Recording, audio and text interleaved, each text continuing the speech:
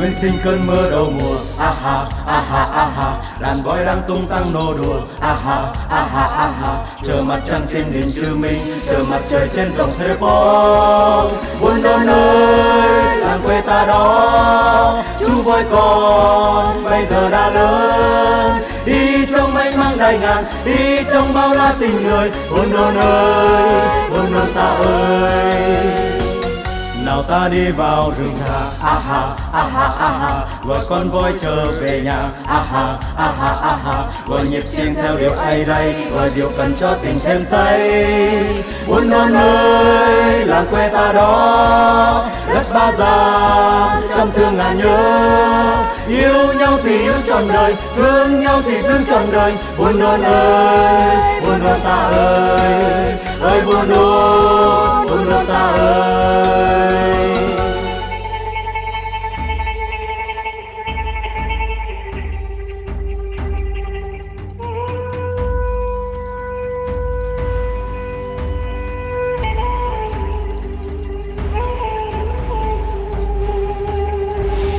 Tượng đài cao ngang trời,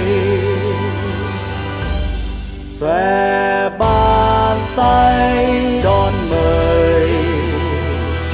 Ô voi ơi, nào voi cùng ta.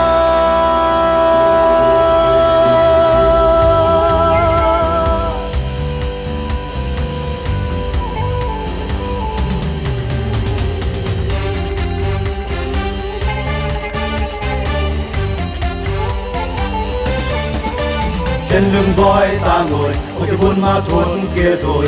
Ô dòng người tuồn về đông vui. Tường đài cao ngang trời, nắng sông xòe bàn tay đón người. Ô voi ơi, nào voi cùng ta đi lễ hội tháng 3. Cổ cổ hê ô hê. Cổ ơi là voi ơi, xưa voi đi tài đàn. Theo quân ta Trường Sơn hành quân, nay voi đi vào hội. Trên lưng voi ấm áp trời xuống, bay bay cánh phơ lang thanh thang gió đại ngàn. Nào nào tiếng chim ngân lắc lư trẻ diều cần. Nào voi ơi, hey, bước dồn chân.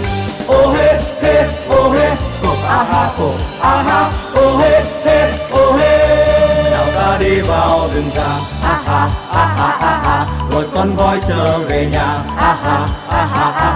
Gọi nhịp chiêng theo điệu ai đây, gọi rượu cần cho tình thêm say. Buôn Đôn ơi, làng quê ta đó, đất Ba Giang trăm tương ngàn nhớ.